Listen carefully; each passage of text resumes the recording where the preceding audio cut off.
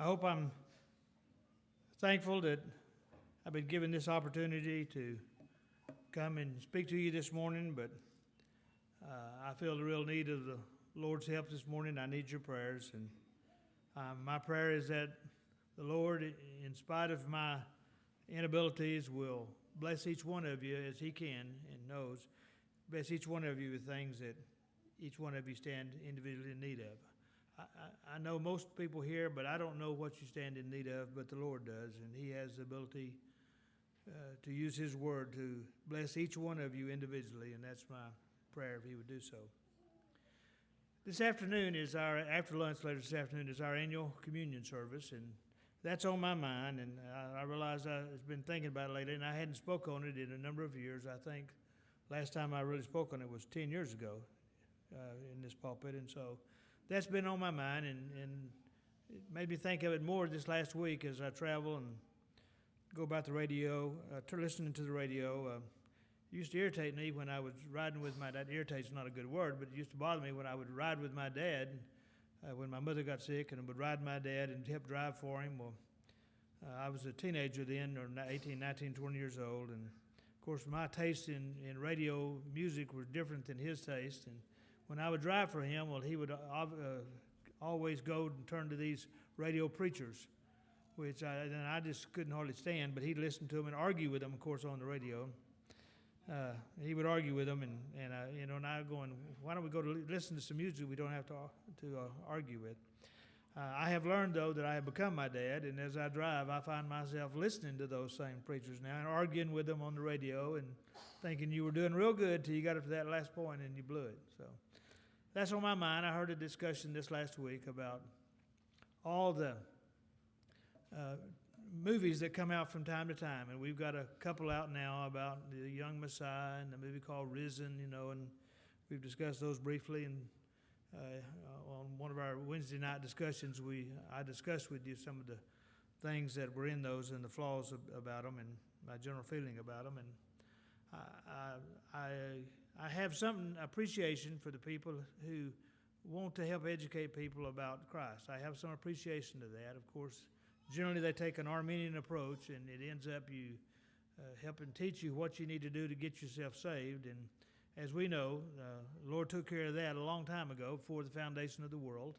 We have no role in that at all. The Lord is our Savior. He's the one that does all the work. His death on the cross, and especially His resurrection, defeated death for all of those who He chose before the foundation of the world. But there are a lot of blessings that we get in this world.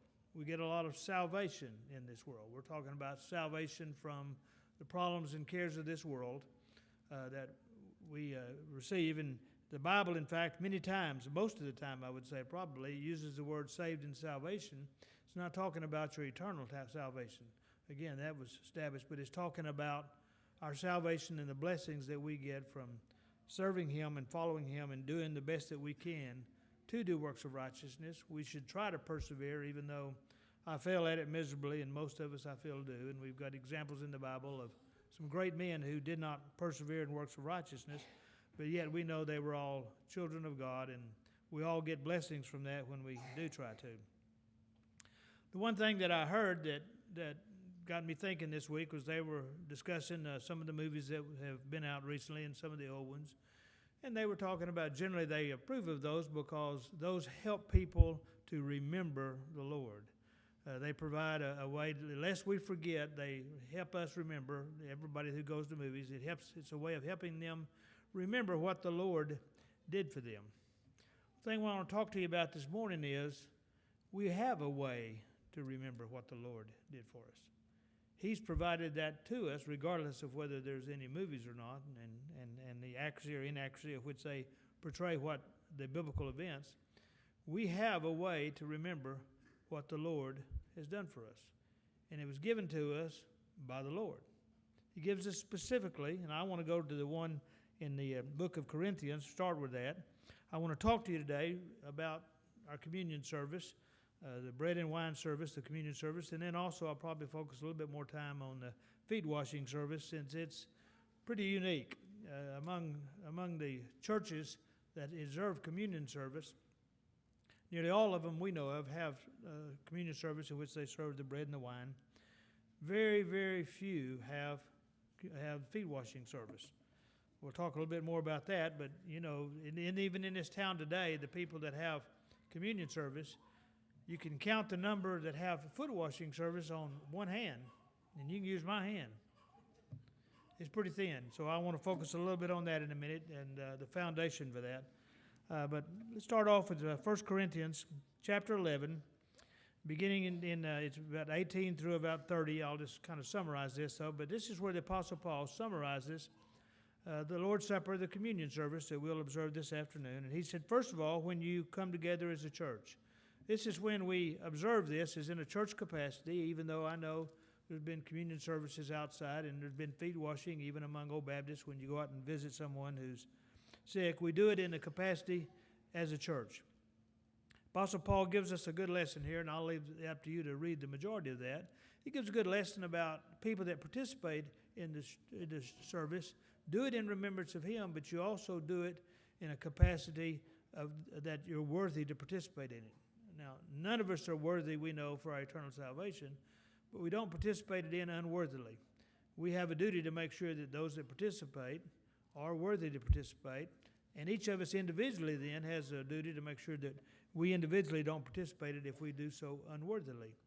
Our only test for that we can do is church membership, because we do have certain limitations, and Apostle Paul addresses some of those over in 1 Corinthians, 5th chapter of 1 Corinthians. He talks about a member of the Corinthian church that was difficulty, and the church needs to purge that person from their membership. And then in 2 Corinthians, he comes back and says, now, that person that I told you to purge, I think he's suffered enough, he's repented, it may be time for the church to look and bring him back into the church.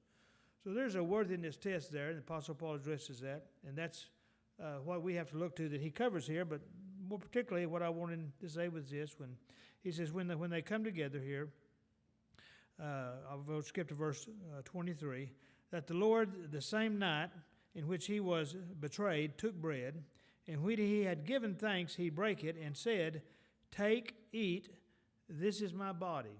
The bread that we eat, the unleavened bread that we'll eat, partake of later this afternoon, he says that represents his body. He sacrificed his body for us. This represents my body, which is broken for you. This do in remembrance of me. He gives us a specific, what we could refer to as an ordinance of the church, a specific ordinance of the church to do specifically to remember him. And that's why we do this today. I mean, that's why he's installed this in the church, is so that we have a specific service to do specifically in remembrance of him. Now, you know, even in doing that, even in all the churches that have the bread and wine service, there's still a vast minority of people who observe this service. The people that attend church, people that take communion, there's still a vast minority do this. There'll be more, I speculate, and I don't know the numbers, but I know there'll be more people see the movies than will participate in this service, and this is a specific way the Lord has given us to remember him.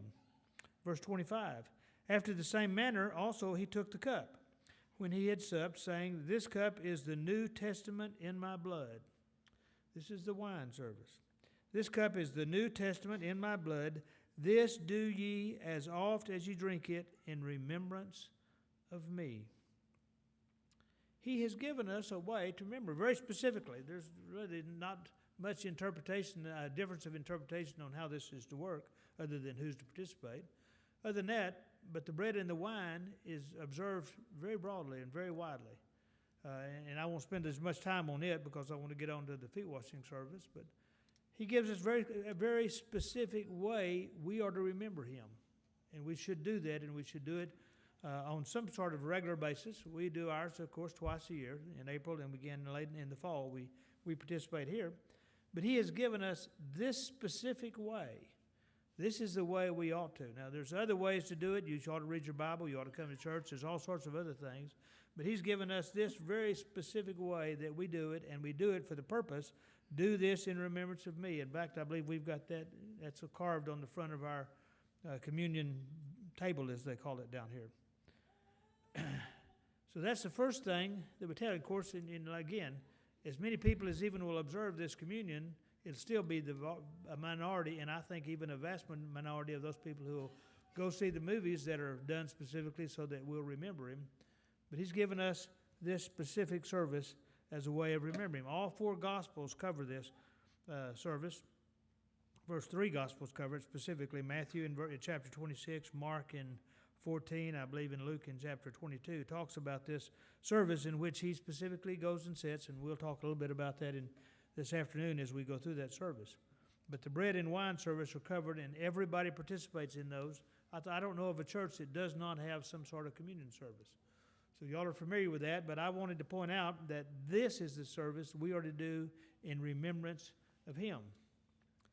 More specifically, if you'll turn back though to what I also want to visit with you, and that's the foot washing service. Go back to chapter 13 of John. John, the book of John, and I want to go through and talk about several things in this. Many of you have heard this, but like I said, it's been about 10 years since I've spoken on it, and I felt the desire to speak to you again. Chapter 13 of the book of John is where we find the example that the Lord gives us of the foot washing service. And I'd like to talk about it a little bit. And he says, begin chapter 13 with, now before the feast of the Passover. This took place before the feast of the Passover. This is one of the national Sabbaths they took, a yearly Sabbath, different than the Sabbath that occurs at the end of the week, beginning Friday at sunset and Saturday, which was the end of the week, their Sabbath service as we knew it, as they knew it before when he arose on the first day of the week, we changed our observance of worship to the first day of the week rather than the last day of the week. But this is talking about the Feast of the Passover. So a lot of people will tell you that this Last Supper, took place on Friday. I don't believe it did. I'm going to suggest, and y'all have heard me talk about this from time to time, this supper actually took place on, in my opinion, like on Tuesday night, something Monday night or Tuesday night. It's not perfectly clear that it's the exact same supper as the Last Supper, but I believe it coincides with it, so I don't see that being a major issue, but it was before the Feast of the Passover, which it would have been earlier in the week than the Sabbath, or the Saturday Sabbath. When Jesus knew that his hour was come, that he should depart out of this world unto the Father, having loved his own, which were in the world, he loved them unto the end. And supper being ended. We'll talk a little bit more about that in a minute, but I think that's also important to understanding what's taking place here. Supper was over. They had finished eating. The devil, having now put into the heart of Judas Iscariot, Simon's son, to betray him, Jesus, knowing that the Father had given all things unto his hands, and he was come from God and went to God. We have a statement here that Jesus clearly is God, comes from God, and goes back to God. We have a three-in-one God we know that we believe in. Father, the Son, the Holy Ghost, all three are one. It's just manifested in three different manners.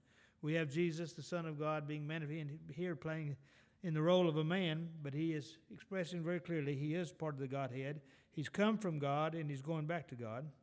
He rises from supper, and he laid aside his garments. You know, we all wear garments every day. From time to time, we all wear our uniforms, our garments. We wear, me, I wear a coat and tie most days, not every day, but most days I wear a coat and tie to my office. We all wear different garments to work. The kings always had the robes. They always had the outer garment, the robes, the cape. Y'all heard Brother Mark Richards speak on this several years ago when he was our speaker at our annual meeting, and he talked specifically about this phrase about Jesus. This is very symbolic here that Jesus took off his garments, took off his coat, his robe as the king, and laid it aside in order to wash the feet of his people. You see, that ought to have been the other way around. We ought to be washing the king's feet, not the king washing our feet. But he took off his robely outer garment and laid it aside so that he could wash the feet of his saints. He laid down the robe of the king. He became the servant rather than the king in this capacity. It's a good example for us, and that's what part of this is about. Again, if you notice, we talked about the bread and the wine being done in remembrance of him. This is a different service. This is for us with each other. You know, it's over there in, I believe it's in the book of Matthew, when the lawyer was questioning Christ about what's the greatest commandments. He was a Pharisee, and the Pharisees had some 600 laws, and they had to divide them. They had so many laws they couldn't follow them all, and they had the important laws and the major laws and the minor laws. The major laws you had to follow. The minor laws you had to do the best you could. So there was always a debate about which ones were major, which ones were minor, which ones you have to follow all the time. And so this lawyer came to Christ and says, what's the greatest commandment? Let's get these in the right priority. Of course, and Christ said, well, of all the prophets, all those laws, there's only really two. Out of those 600 that y'all try to follow, there's only two, and if you follow them, you're doing well. He said, number one, love the Lord with all your heart, all your mind, and all your soul. That is manifested in the communion service, the bread and wine. That's what we're doing, is remembering the Lord and loving Him for what He did for us. He said, and second, the commandment is love thy neighbor as yourself, as thyself. On all these two commandments, all the law of all the prophet hangs on these two commandments. This is what the feet washing service is about, is that second part, loving your neighbor as yourself. These two commandments are tied directly to the two services we'll have this afternoon, the ordinance of communion, and then the what I will call just the service of the feet washing service. It's not an ordinance of the church, and I'll discuss that more in a minute. But we have Christ rising from supper, laying aside His garments. This is a very simple procedure that we try to follow here in the church. You'll see the men and ladies even sometimes will take off their outer coat, their outer garment, in the same manner that Christ did, laid aside His garment, took a towel, and girded Himself. After that, He poureth water into a basin and began to wash the disciples' feet and to wipe them with the towel wherewith He was girded. It's the basic things He did. He started washing the disciples' feet, going around the room and washing their disciples' feet. We have a lot of people that will tell us about, well, even you guys, even the old Baptists will admit this is not an ordinance of the church. This is something that is done not to remember Him, but for our service to each other. This is part of our learning to love each other as we love ourselves. The two basic commandments Christ gave, one, love the Lord with all your heart, your soul, and that's what we do when we do the bread and wine. We do remember Him, thanking Him and loving Him for what His death, burial, and resurrection that gives us eternal salvation. We need to thank Him and love Him for that.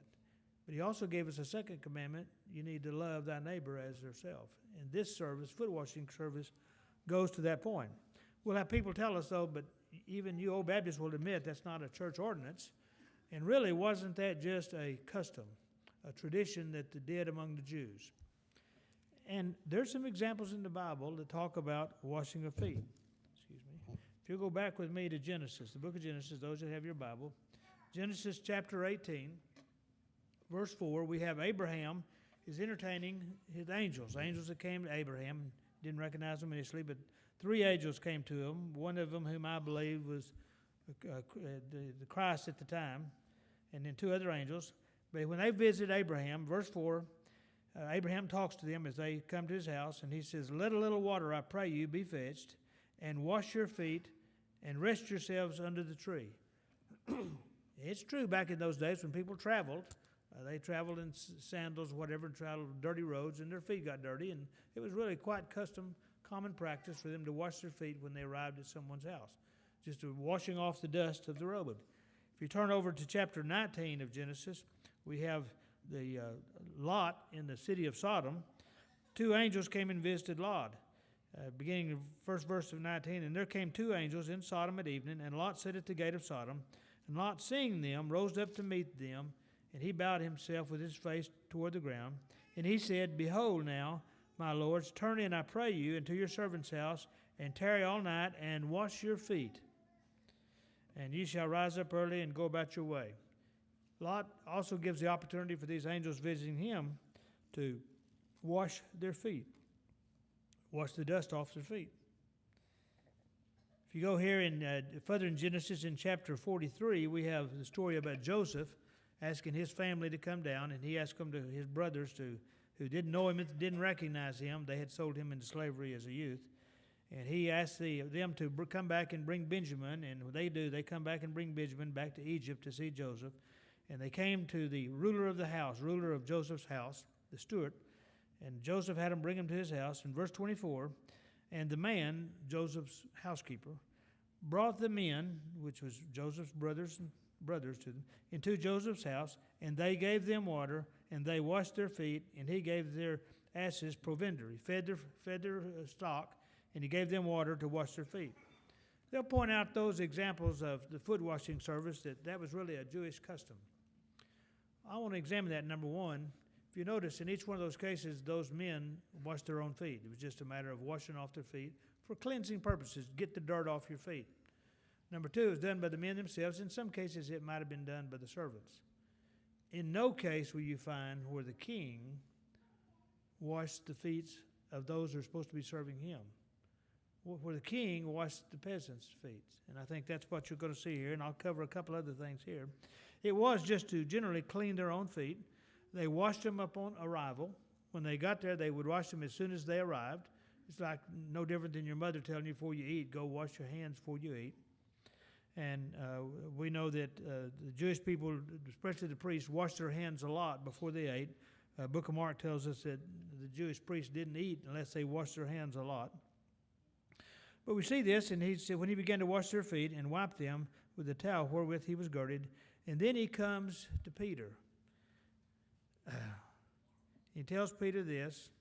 Then he cometh to Peter and said, and Peter said unto him, Lord, dost thou wash my feet? Jesus answered and said unto him, What I do thou knowest not now, but thou shalt know hereafter. Peter, you don't know what I'm doing, but you'll know after this. And that's what I want to point out is one of the good examples about this was not a custom at the time, what was taking place here, because Peter was not aware of it. In fact, Peter was not only a Jew, but we had a room full of Jews, all the apostles who participated in this foot washing service, and that's who Jesus limited this service to, was the apostles in the church, and those apostles elsewhere we're told that they were the first church. He first gave the church the apostles. They were the first church, and the Lord limited this foot washing service to those apostles, and that's why, again, we have one reason that we limit it to the members of the church. He said, Jesus had told him and says, What I do thou knowest not now, but thou shalt hereafter knoweth. And Peter answered him and said, Thou shalt never wash my feet. Peter was not familiar with this situation at all.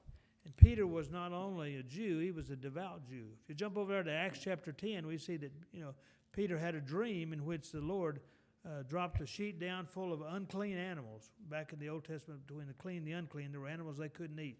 Y'all familiar? They didn't eat anything pork, that type of thing. Anything that was an unclean animal they didn't eat of. But the Lord dropped this sheet in this vision down to Peter and told him, Peter, kill and eat. And Peter said, No, Lord, I've never eaten anything clean. Peter knew the Jewish traditions and the laws. He knew them well. In fact, this whole room full of Jews all knew it, and none of them knew what the Lord was doing here. This was not a custom because none of them knew what was going on. They had not seen anything like this. No time did the king, the head, come and wash the servants' feet. That's what we've got going on here. We don't have the servant washing the king's feet. We've got the king taking off his kingly garments, lowering himself down, and washing the feet of his disciples. This was not a custom because Peter was a devout Jew and didn't know what was going on. Neither did the other Jewish people in the room. Had seen him. If you'll keep in mind, if you go back just a couple of chapters, the book of John, chapter 11, we find that just recently, right before this happened, Mary had washed Jesus' feet, washed her feet with the tears of her eyes, wiped them with the hair on her head, and anointed his feet with this expensive ointment that there was some controversial about. They had just seen Mary basically wash and dry the Lord's feet, and this was not something that they were accustomed to either. So it wasn't a custom there taking place. They had just witnessed Mary doing it earlier when Mary and Martha had their little disagreement, and Judas Iscariot disagreed on why are we spending the ointment that way, spending the cost of ointment that way. So this was not a custom. They had witnessed this. They were familiar with all the Jewish customs, and yet they didn't understand or know what Jesus was doing here. So Peter challenged him, and the Lord had told him, What I do, you know it's not now, but you shall know hereafter. We know now after the Lord gives us his example. Peter said unto him, Thou shalt never wash my feet. I'm not letting the king wash my feet. I'm a lowly servant of the king, and I'm not going to let that happen. I'm not going to let the king lower himself down to wash my feet. And Jesus answered him and said, If I wash thee not, thou hast no part with me. Pretty strong statement on his part. Peter got the message from Jesus. Simon Peter then saith unto him, Lord, not my feet only, but also my head and my hands. Give me a bath, Lord, if that's what it takes. I want a part of you. We need to have this same attitude when we approach this service. We want to have a part with Christ. And again, your eternal salvation has already been determined, so that's not what we're talking about here. But if you want to part with the Lord, then we do what he commands us to do. And number one, we do the wine and bread service, the communion service in remembrance of him. And we wash the feet for the purpose that he's about to describe for us what we're doing it for here. If we want to have a part with him today in this world, and we follow this ordinance of communion and the ceremony of foot washing service as he's directed us to. Simon Peter said to him, Then Lord, not only my feet, only but my head and hands also. He said, Wash all of me, Lord. Peter got the message and caught on. We ought to get the same message. Jesus said unto him, He that is washed needeth not save to wash his feet, but is clean every whit, and ye are all clean, but not all. And when Jesus says you are washed, he's not talking about a bath. He's not talking about you're clean. Keep in mind now, supper has already ended. Another thing that just hit me. Supper's already ended, and after it's over, then he's going about washing their feet. Another reason they didn't know this is because when they came to wash their feet or wash for a meal, they washed before the meal. They washed their feet when they arrived to get the dirt off. My estimation, an hour and a half after they've all arrived, they've already had supper. That's when you washed before. That's when the traditions of the Jews was. They washed a lot as they ate. All that took place, any washing took place that was for purposes of cleanliness, took place much earlier in the meal, at the very start of the meal, at the very start of when they first arrived. That's not what's taking place here. And when he says here, he that is washed needeth not save to wash his feet. He's talking about the washing of regeneration there. Those of you that are children of God, born again, called, you've been subject to regeneration, you've been washed, you've been cleansed. That's what he's talking about here. You've been cleansed for your purposes of your sin, for your salvation. He said, if you've been washed that way, you need not wash your own feet, but is clean every whit. You are clean in a sense of righteousness before the Lord because of what Christ did for us only, not because of anything we've done. But he says, but not all of you are. For he knew who should betray him. Therefore he said, ye are not all clean. So after he had washed their feet and had taken his garments, he's put his garments back on now, and he was set down again, he asked them again. Now, again, he's asking them, do you know what I've just done to you? Know ye what I have done to you? He knows they don't. Jesus is not asking this question because he's wanting the answer. He already knows the answer, but he's wanting his disciples to understand it. He wants us to understand, too, what we're doing when we're doing this foot washing service. Do you know what I've done to you? Again, if it was a custom, they'd already known. They would all known. And he's already said up here, Peter, you don't know what I'm doing. The rest of you basically saying, y'all don't know what I've done either, but let me explain. Ye call me Master and Lord, and you say, well, for I am. I am your Lord and Master. He is the King of kings and the Lord of lords. And yet he bowed himself down to wash the feet of his disciples. If I then, your Lord and Master, have washed your feet, ye also ought to wash one another's feet. You also ought to wash one another's feet. Why is it then that we're one of the few groups, religious groups, that does this? If you say, and you'll read about it and you'll hear it, and I heard it discussed on the radio about, well, that wasn't an ordinance. He didn't require it at all, and it's not really something that you need to do. If I take that position, then I'm interpreting this phrase, you ought not to do it. He said, you ought to do it. For if I have given you an example where it says, if I, your Lord and Master, have washed your feet, you also ought to wash one another's feet. If I take the position that that's not required, then I'm interpreting this, you ought not to wash one another's feet. That doesn't make sense. We ought to do it. For I have given you an example that you should do as I have done to you. Verily, verily, I say unto you, the servant is not greater than his Lord. We understand that. Neither is he that is sent greater than he that sent him. He is the Lord He and the Lord are on the same level. They're one. If you know these things, happy are ye if you do them. Not only are we supposed to do it, and we ought to do it. To me, that's a commandment. You ought to do it. Not only that, you'll be happy when you do it. You know, why did the Lord choose feet? Why didn't he choose the hands or the face? When he said, let's have this service, why don't we have it the hand washing service or the feet washing service? Why don't we wash our feet and wash our hands? Why didn't he pick that? Wouldn't that have been easier? Feet are an ugly part of the body. At least, some of you ladies have nice feet. I'll give you credit. But mine are not. And I think the feet takes the most abuse. They must suffer. They're the ones that always are the first to start giving us trouble because they bear the entire weight of the body. You know, if the Lord had said, in my opinion, the Lord had said, wash my face or wash your feet, wash your hands or wash your face, they'd all be doing it. Everybody would do it. They'd observe this service. They wouldn't have any difficulty observing this service if he'd have said, I want each of you to wash each other's hands. Or wash each other's face. We'd all been doing it. The reason most people don't do it is the exact reason that Jesus chose the feet. I have to be willing to serve you to get down and wash somebody's dirty feet. Y'all know what I'm talking about. To get down and bow myself down to wash somebody's feet, I have to be doing it because the Lord told me to and because I'm trying to love my brother. I'm trying to let my brother know that I love you. I love you enough that I'm willing to stoop over and wash your feet. I'm willing to care for you.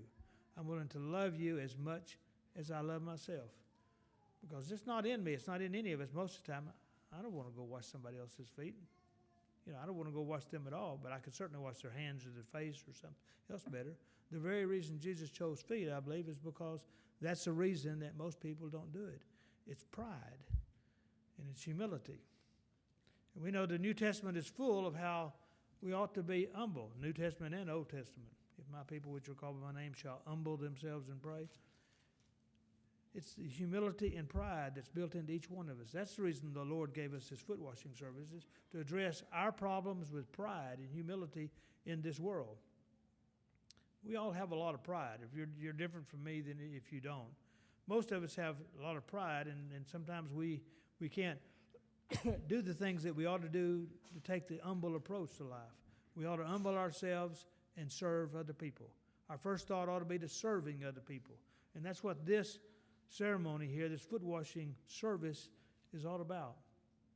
Learning to love our neighbor as we love ourselves. Learning to be willing to bow ourselves down and serve them. We go see, and some of the people that I think do the best job in the world are the nurses and those caregivers who have to go in and care, especially for those elderly people who can't take care of themselves because they have to do the most menial task for those people. That's what we're doing. You have to humble yourselves down. If you got too much pride, you can't take care of people like they ought to be taken care of. You've got to humble yourself down to wash somebody else's feet. And that's what this service is all about, is learning us. Number one, the communion service is so we remember him, because that's for the greatest commandment, love the Lord with all your heart, all your soul, all your mind. And then love thy neighbor as thyself. Our pride won't always let us do that. It's hard to love somebody else as much as we do ourselves. I don't know that I can do it. I don't know that I've ever done it, and I've failed in that regard. That's why he's given us his service, that we're reminded that that's the second greatest commandment, is to love our neighbor as ourselves. It's pretty hard to hold a grudge against somebody when I look down. If I'm mad at Brother Kenny about something, and I look down and he's bent over on his knees washing my feet. Just something happens inside here when he does that. Something happens when I see my brethren around washing my feet. If something does something to me inside, makes me realize what the Lord would have us do when I bend over and wash the feet of someone else. Again, we're one of the few churches that observes this, but it's something that we ought to do. I believe we have a duty to do it, not that eternal salvation is tied to it, but it is a duty that we have to do. And he says when we do it, then we're going to be blessed. We're going to be happy and blessed. I think I mentioned this before, 10 years ago, this example, I'll use that. We've got a little bit of a slim crowd this morning, nice crowd. I'm proud of every one of you that are here, but a little slim. We've had bigger crowds. We could get a crowd in this place if we'd advertise that Jesus is going to be here for our communion service. If Jesus is going to be here live, we could probably get more people. There'd be a lot of people blow us off as crazy, but we'd get more people in here. If you had the opportunity to come and wash the feet of Jesus, would you do that? Would you take that opportunity? If I could establish you that Jesus will be here and you can come and wash his feet, would you do so? Well, what you do if you want to do that, if you want to wash the feet of Jesus, then come, and when you get ready to wash the feet, you pick out the person that is the most disabled, the most handicapped, the most one that can't care for themselves, the one that's the most troubled, that has the most problems. Because over in the 25th chapter of Matthew, Jesus tells us, insomuch as you have done this to the least of one of my people, then you have done it unto me. If you pick out the least person in your opinion, and a lot of us would qualify for that, but you know what I'm talking about. If you pick out the least person in the crowd, maybe someone you have troubles with, maybe someone you have difficulty with, maybe someone that has difficulties themselves, maybe someone who has incapacities of any form or fashion, mental or physical incapacities, and you pick them and you go wash their feet, Jesus says, when you do that service to people, you're doing it unto me. You're washing the feet of Jesus himself. He gives us these two beautiful examples of how we ought to, number one, love the Lord, and then also love thy neighbor. Communion service is so important, and we don't talk about it enough, but it is one that we ought to emphasize because, number one, the communion service, we do that in remembrance of him according to his specific instructions. This is the service that he told us to do to remember him for. Secondly, the feet washing service is what he has given us for each other so that we can learn how to treat each other and so that we can help better treat our neighbor and love our neighbor as we love ourselves. I thank you for your kind attention. That's my thoughts on this, and my prayer is that Lord richly bless each of you. You have blessed me with your kind attention.